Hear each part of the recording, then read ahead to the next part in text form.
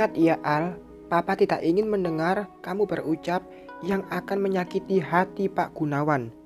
Tolong, untuk kali ini saja, kamu nurut sama Papa. Aku diam, tidak menjawab. Apa yang Papa lakukan, itu juga untuk kebaikan kamu, kebahagiaan kamu ke depannya. Bukan untuk kesenangan sesaat. Tutur Papa lagi. Kenapa harus ada perjodohan sih, Pak? Akhirnya kata itu mampu keluar dari bibir ini. Kalau misal nanti aku tidak suka dan menolak lagi, gimana? Lanjutku lagi. Dengarkan Papa, Al. Kamu begitu sangat berarti untuk Papa. Kamu anak yang paling Papa jagain sedari kecil. Papa selalu ingin yang terbaik untukmu. Jika nanti laki-laki menolak, itu artinya Papa sama sekali tidak berarti untuk kamu. Kamu mengabaikan Papa, melupakan perjuangan Papa. Pah, aku menengok ke belakang, di mana kedua orang tuaku duduk. Mama memberikan isyarat dengan menempelkan telunjuk di bibir. Jika sudah seperti itu, berarti Papa sudah sangat serius dan aku pun diam, mencerna setiap kata yang Papa ucapkan. Seketika ingatanku mundur pada beberapa tahun ke belakang. Aku yang keras kepala, bandel, dan tidak mendengarkan nasihat Papa, pada akhirnya mendapatkan balasan yang menyakitkan. Mengabaikan restu berakhir pada perceraian. Dengan menarik napas dalam, aku memutuskan untuk menuruti keinginan Papa. Jika calonku itu tidak sesuai hati, itu urusan nanti. Pokoknya niatku sekarang adalah menuruti maunya Papa. Aku mengambil ponsel, mengetik pesan untuk Adi yang tadi sudah aku suruh datang ke restoran di mana kami akan bertemu. Sekarang aku membatalkan semua rencana pura-pura. Bismillah, aku ingin mengikuti maunya Papa. Sampai deh, Mama berucap seraya membuka pintu mobil dengan hati yang masih dak-dikduk. Tangan pun mulai berkeringat dingin. Aku pun turun dari mobil, langsung mengikuti langkah kedua orang tuaku. Ingat Al, jangan mempermalukan Papa, ucap Papa sebelum kami sampai di meja tujuan. Aku hanya bergumam saja. Selamat datang anak manis, ujar Pak Gunawan menyambut kami dengan hangat. Ia sudah datang lebih dulu, tapi sendiri. Mana pria itu? Mana anaknya yang ingin dikenalkan padaku? Aku mencari-cari, tapi tidak ada. Apa mungkin bersembunyi di bawah meja? Ayo duduk, silakan duduk, ujar Pak Gunawan lagi menyadarkanku. Aku pun duduk dengan diapit Mama dan Papa. Sedangkan Safa, ia masih tetap di pangkuan Papa. Anakmu mana? Tanya Papa pada sahabatnya itu. Masih di jalan, mungkin sebentar lagi datang. Ayo, dipesan saja makanannya. Sambil nunggu anakku, sambil kita ngobrol dan makan. Aku mengambil buku menu, lalu membacanya. Bukan untuk memesan makanan, tapi untuk mengalihkan kegugupan. Sumpah demi apapun, gugupnya melebihi saat malam pertamaku dulu. Jantungku berisik sekali di dalam sana. Selamat sore semuanya. Maaf, saya datang telat. Aku mengangkat kepala, lalu mataku membulat sempurna saat melihat siapa yang datang. Adi, dia tetap datang ke sini. Oh, astaga, apa dia tidak membaca pesanku? Buru-buru aku mengambil ponsel, melihat pesan yang kukirim untuk pria itu. Ternyata benar, centangnya tidak berubah biru. Adi belum membaca pesanku. Oh Tuhan, bagaimana ini? Kursi ini kosong kan? Boleh saya duduk di sini? Aduh, si Adi duduk di samping Pak Gunawan lagi. Kacau ini. Ingin sekali aku berteriak, mengatakan kalau rencana aku dan dia batal. Tapi Adi sama sekali tidak melihat ke arahku. Dia fokus pada dirinya sendiri, memperbaiki jas yang cocok sih, tapi batal. Sandiwaranya berakhir dan dia tidak menyadari itu. Di antara semua orang yang ada di meja ini, hanya aku yang sibuk, tidak mau diam mencari cara agar Adi mau menoleh ke arahku yang sudah gelisah ini. Aku berdehem dan Adi melihat ke arahku. Aku mengacungkan ponsel, tapi Adi malah menjawab dengan mengangkat sedikit dagu. Dia tidak paham dengan maksudku. "Haus, Al?" tanya Mama. Panas," ujarku melirik Adi. Namun dia sepertinya sangat mendalami peran. Cuma senyum saja tanpa mengerti dengan arti tatapanku yang sudah melotot, menyipit. Bahkan bola mata ini sudah sangat lincah bergerak-gerak. Ini tidak bisa dibiarkan. Aku mencari cara lain dengan menelepon Adi sekarang juga. Berhasil. Adi menyadari ada panggilan masuk. Dia langsung mengambil ponselnya. "Kenapa menelepon? Kan kita sudah satu meja." Astaga, si Adi bukannya mengangkat teleponku, malah berujar dengan mengacungkan ponsel. Tentu saja, sekarang aku jadi sasaran tatapan semua orang. Aku langsung menutup wajah menggunakan buku menu, menoyor kening dengan jari sendiri, merutuki kepolosan Adi. Sudah tidak ada cara lain selain harus bicara langsung. "Mah, Pah, Alina harus bicara berdua sama Adi di belakang." "Di sini saja," ujar mereka bersamaan. Aku hanya melongo melihat kekompakan mereka. Sedangkan Adi malah mentertawakanku sepuasnya. Awas, akan aku pecat dia nanti.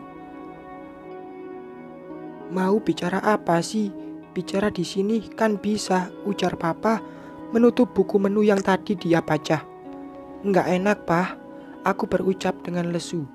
Mataku terus mencuri pandang pada Adi. Tapi pria yang sok keren itu malah santai dan sama sekali tidak menoleh ke arahku. Beberapa saat menunggu, makanan serta minuman yang kita pesan sudah datang. Namun satu yang aku bingungkan, kenapa anaknya Pak Gunawan belum juga datang? Bukannya aku menunggu dia, tapi katanya dia sudah di jalan. Kok nggak nyampe-nyampe? "Mari, silakan dimakan, Alina. Kita makan dululah sebelum nanti ke pembahasan. Biar perut kenyang," tutur Pak Gunawan. Aku mulai menikmati steak yang ada di depanku dengan terus melirik ke arah Adi. Tapi orang yang aku lirik malah anteng dengan makanannya. Sama sekali tidak peka. Meski beberapa kali aku memberikan kode, tidak ada pembicaraan yang serius ketika kami makan. Obrolan didominasi Papa sama Pak Gunawan yang membicarakan tentang bisnis. Aku menyimak, seraya terus mencari celah untuk bisa berkomunikasi dengan Adi. "Terus gimana dengan penjualan kain bulan ini, Di?" Alisku berkerut saat Pak Gunawan bertanya kepada Adi. Aku melihat kedua orang itu bergantian dengan garpu yang masih menggantung di mulut. Sepertinya ada yang kebingungan, Gun. "Beritahu dululah, nanti malah terlihat seperti orang bodoh," ujar Papa. "Kamulah yang kasih tahu, kan kamu bapaknya," jawab Pak Gun. Aku tidak mengerti dengan kata-kata mereka. Papa menghentikan menyuapkan makanan, lalu mengambil air minum dan menegaknya sedikit. "Al," aku hanya mengangkat dagu menjawab panggilan Papa. "Jadi Adi ini adalah Adhikara, anaknya Pak Gunawan."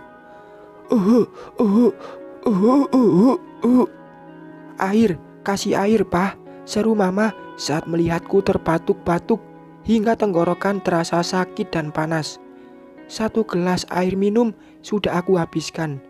Dada yang berdetak kencang aku netralkan dengan menarik napas perlahan. "Tenang, pelan-pelan makannya, Al." Mama menepuk-nepuk punggungku. Hampir saja steak yang aku kunyah terbang dari dalam mulut. Untungnya aku bisa menariknya kembali dengan lidah, lalu menelannya bulat-bulat. "Jangan tanyakan rasanya." Seret, aku mengambil tisu, mengusap kedua mata yang sempat berembun, kemudian beralih pada bibir, menghilangkan noda yang mungkin tertinggal di sana. Barusan kata papa apa? Tanyaku. Ingin mendengarnya lagi. Kata papa, Adi ini anaknya Pak Gunawan. Hah? Jangan bercanda, ujarku tak percaya.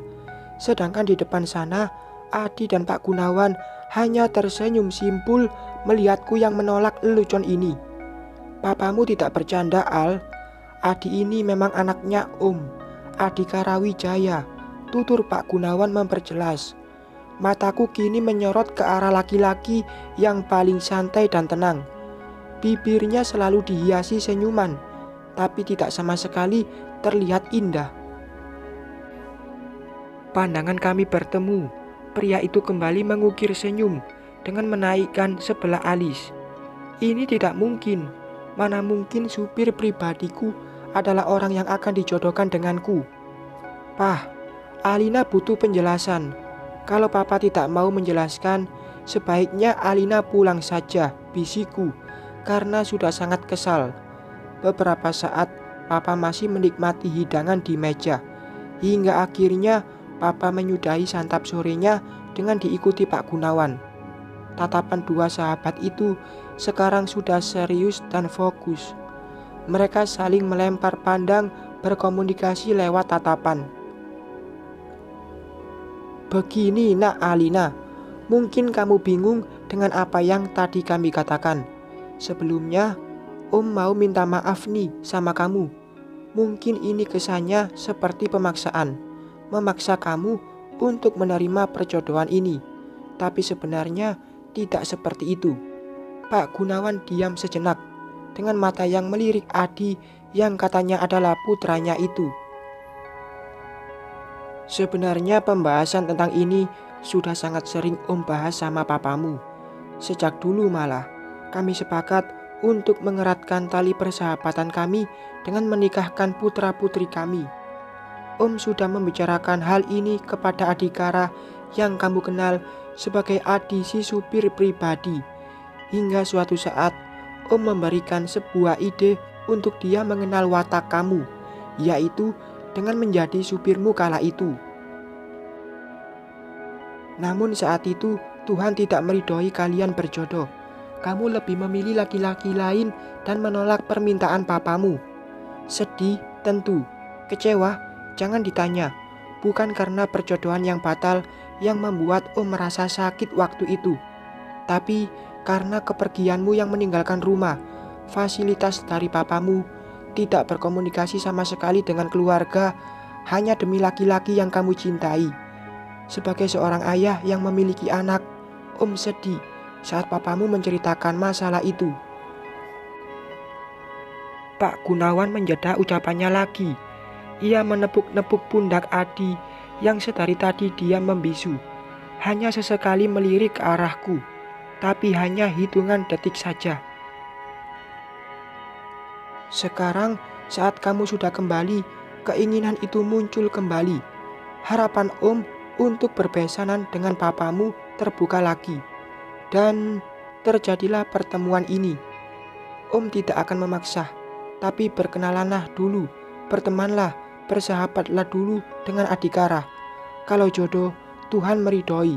Sekuat apapun hati menolak, pasti akan ada jalan untuk bersama. Tapi jika kalian tidak jodoh, sekeras apapun usaha kami untuk menyatukan kalian, pasti akan ada jalan untuk terpisah. Sekali lagi Om katakan tidak akan memaksa. Cobalah saling mengenal satu sama lain dulu sebagai anak dari sahabat orang tuanya, bukan sebagai supir dan nonanya. Nona kan manggilnya Di, ujar Pak Gunawan mengakhiri ucapannya, dengan kembali menepuk pundak anaknya. Sulit, aku masih sulit untuk mencerna ucapan Pak Gunawan. Masih banyak sekali yang ingin aku ketahui tentang semuanya. Salah satunya alasan Adi yang mau menjadi supirku dan mau menunggu selama 5 tahun. Bayangkan, 5 tahun aku menikah dengan orang lain, tapi dia masih tetap menjomblo, menunggu seorang wanita yang sudah bersuami. Menurutku, itu tidak normal. Apa mungkin sebenarnya Adi ini tidak menyukai wanita dan aku dijadikan alasan agar dia tidak menikah dengan wanita manapun. Oh, astaga, ini akan sangat rumit. Bersambung.